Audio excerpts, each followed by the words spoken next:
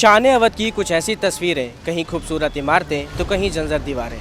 नमस्कार, मैं हूं अभिषेक मिश्रा और आप देख रहे हैं तहलका यूपी लाइव। इन लाइनों का सीधा कनेक्शन चौक इलाके के छोटे इमामबाड़ा से है, जहां के दोनों दरवाज़ों की मरम्मत होनी है।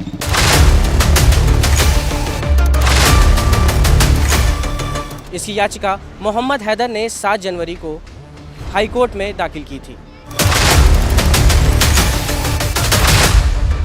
कोर्ट के आदेश के बाद एएसआई और प्रशासन दोनों में तेजी दिखाई दे रही है।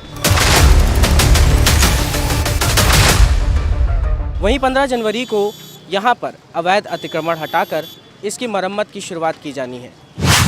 यहां पर हम लोकल दुकानदारों से भी बात करेंगे और साथ ही आपको ये बताने का प्रयास करेंगे कि इससे इन लोगों को क्या समस्या आने वाली है। सबसे पहले आप अपना नाम बता दीजिए। मुस्तफ़ीज़। क्या नोटिस आई है, क्या जानकारी है आपको? नोटिस ये आया कि साफ़ सफाई होगी यहाँ पे, और ये गेट की दोनों गेटों की मरम्मत होगी और जो अतिक्रमण है वो पूरा हट जाएगा यहाँ से। तो इसकी कब तक डेट बताई गई है आपको? इसकी 15 तारीख की डेट है। यानी कल की डेट तक बताई गई है। इससे पहले भी यहाँ की मरम्मत हो चुकी है? जी, इस साइड की मरम्मत हो चुकी है, इमामबाड़े के गेट की साइड वाली। आप देख पा रहे हैं हमारे पीछे ये जो आपको ऊपर की रेलिंग दिखाई दे रही है, ये रेलिंग कुछ समय पहले 2014 या 13 के आसपास इसकी मरम्मत हो चुकी है। इसी के साइड, इसके जस्ट अपोजिट साइड एक और इसी तरह की रेलिंग है जो तैयार होने की है। जैसे कि आप देख पा रहे हैं कि इस साइड की रेलिंग अलग थी और उस साइड की रेलिंग मरम्मत मांग रही है। कुछ और लोग भी मौजूद हैं, हम उनसे भी बात करते हैं। आइए, आपका सबसे पहले आप अपना नाम बता दीजिए। मेरा नाम शहजाद है। यहाँ पर नोटिस आई हुई है, क्या कहेंगे इसके लिए? भाई मेरा यही कहना है भाई, यहाँ से जितने भी काउंटर ये सब हटाए गए हैं, सरकार का यही है भाई यहाँ से सब कुछ हटा दो। तो मेरा यही कहना है भाई, यहाँ से हटा रहे तो आप कहीं जगह दीजिए हम लोग के लिए। भाई हम लोग रोज़ी रोटी है सब इसी से कमाने वाले, तो कहाँ जाएंगे यार, आप खुद बताइए, हम कहाँ जाएंगे भाई। क्या नाम है भैया आपका? भाई हमारा नाम सुनील है। क्या कहना चाहेंगे आप? हम भी यही कहना चाहेंगे भाई, सरकार से यही निवेदन है कि भाई हम लोग भी रोजी रोटी के लिए नया काउंटर डाले हैं, इसके लिए भी हमें जो काउंटर हटाया जा रहा है, सरकार से निवेदन है कि हमें भी कहीं शॉप दी जाए या कहीं जगह दी जाए कि जहाँ पे हम भी अपनी रोजी रोटी का काम। हटाने में तो आपको कोई दिक्कत नहीं है ना? नहीं, हटाने में कोई दिक्कत नहीं, लेकिन हमें भी उसकी जगह दी जाए तो जहाँ पे भी हम अपना काम कर सकें। ये पीछे जो दरवाज़ा आप देख रहे हैं वो छोटे इमामबाड़े का ही दरवाज़ा है और इसी की मरम्मत के लिए एएसआई और हुसैनाबाद ट्रस्ट ने तेज़ी दिखाई है। जिस तरीके से आप देख सकते हैं कि इसमें एक दरार पड़ी हुई है।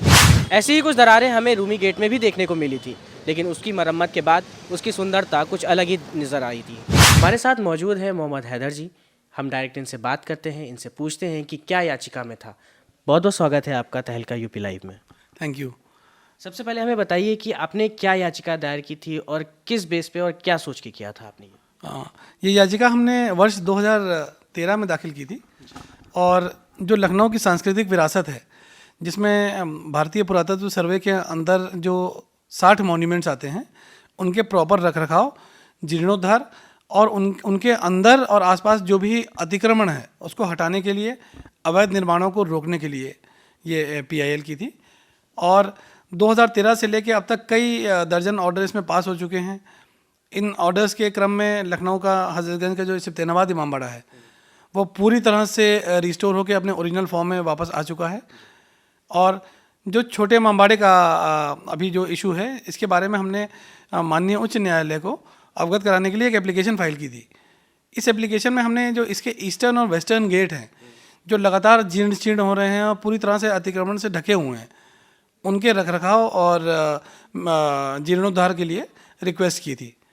इस पर सुनवाई करते वक्त माननीय उच्च न्यायालय ने भारतीय पुरातत्व सर्वे के अधिवक्ताओं को भी सुना और हुसैनाबाद ट्रस्ट के अधिवक्ता को भी सुना और इस निष्कर्ष पे पहुंचे कि ये सांस्कृतिक विरासत का एक अंग है, छोटे इमामबाड़े का ही एक पार्ट है। तो यदि एक छोटे इमामबाड़े का ही पार्ट है और जिसके लिए करोड़ों रुपए की आय हुसैनाबाद ट्रस्ट हर साल कमाता है टिकट लगाकर, तो हुसैनाबाद ट्रस्ट की भी कहीं ना कहीं जिम्मेदारी बनती है इस मॉन्यूमेंट को रिपेयर और रिनोवेट करने की, जैसा कि देश के अन्य प्रांतों में अन्य सांस्कृतिक विरासतों के साथ होता है। बहुत बहुत शुक्रिया आपका, thank you so much sir आपका। आपने देखा, हमने बात करी। इसके बाद अब देखना ये होगा कि किस तरीके से कोर्ट के आदेश के बाद इस कार्य में कितनी तेज़ी आती है।